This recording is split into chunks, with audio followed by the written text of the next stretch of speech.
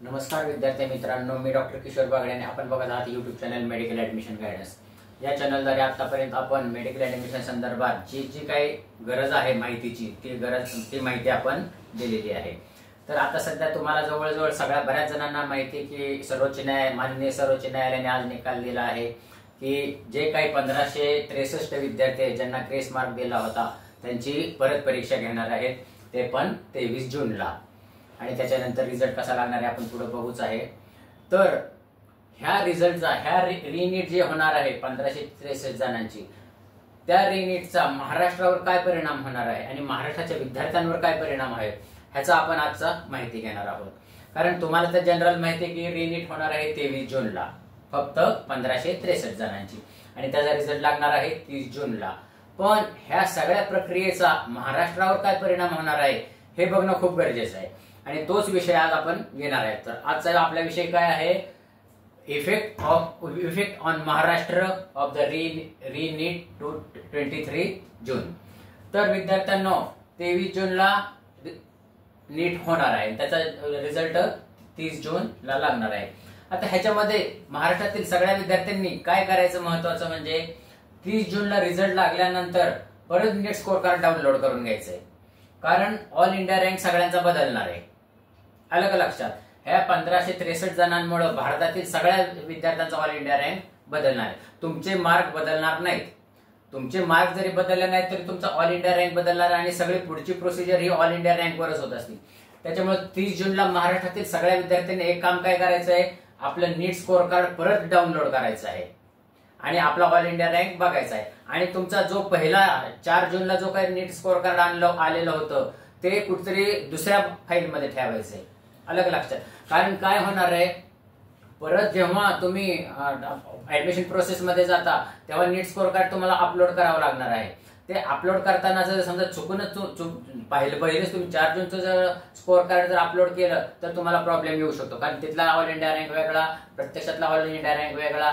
तर महाराष्ट्रातील सगळ्या विद्यार्थ्यांनी पहिल्यांदा काय काम करायचं, 30 जून रोजी आपलं नीट स्कोर कार्ड परत डाउनलोड करायचं आणि ते व्यवस्थित ठेवायचं आणि पहिलं नीट स्कोर कार्ड पण जपून ठेवायचं, पण लांब दुसरीकडे ठेवा। अलग लक्षात, की जेणेकरून गोंधळ होऊ नये, कारण स्कोर कार्डवर येणार नीट युजी 2024 दोन्ही नीट स्कोर कार्डवर तेच येणार आहे, म्हणून हा सल्ला घ्यायचा आहे। पहिलं नीट कार्ड इनव्हॅलिड होणार आहे, पहिलं स्कोर कार्ड नीट स्कोर कार्ड इनव्हॅलिड होणार आहे, ऑल इंडिया रँक चेंज होणार आहे।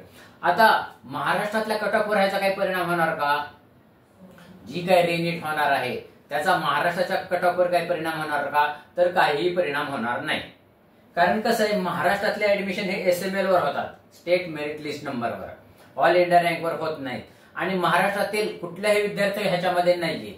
त्याच्यामुळे महाराष्ट्रात जो कट ऑफ पूर्वी होणार होता त्याच कट ऑफवर परिणाम त्या कट ऑफवर काहीही परिणाम होणार नाही। अलग लक्षात, म्हणजे दुसरी गोष्ट अशी, महाराष्ट्राच्या कट ऑफवर काही परिणाम होणार नाही।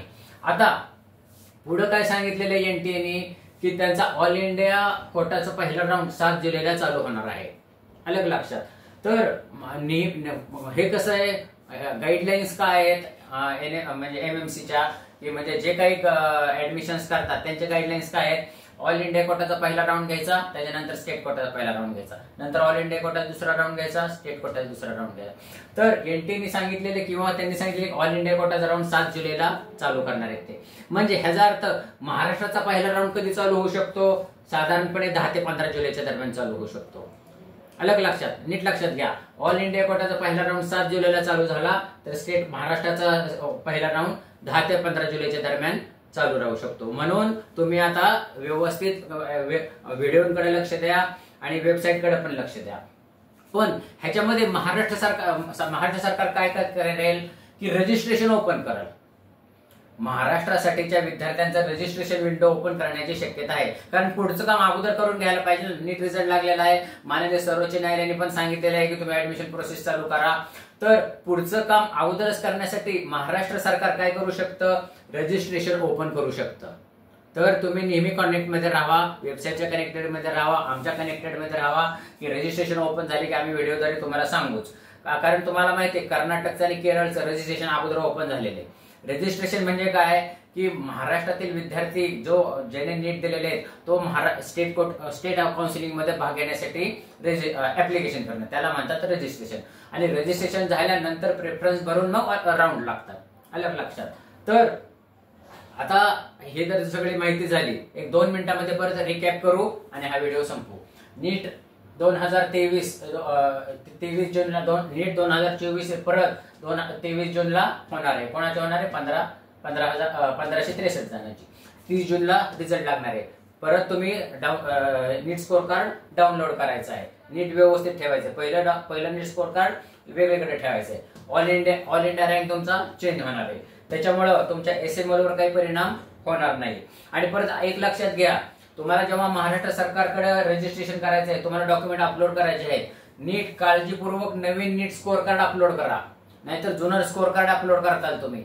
म्हणून नवीन 30 जूनला जे काही तुमचं नीट स्कोर कार्ड येईल तेच अपलोड करायचे. अलग लक्षात.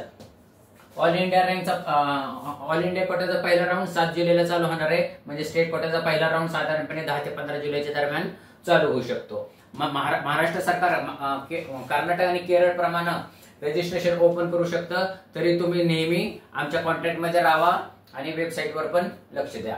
या व अशाच माहितीपूर्ण व्हिडिओसाठी हा चॅनल सबस्क्राईब करा, बेल आयकॉनवर क्लिक करा आणि आपल्या मित्रांना शेअर करा. एवढं बोलून आजचा विषय थांबवतो. जय हिंद, जय महाराष्ट्र.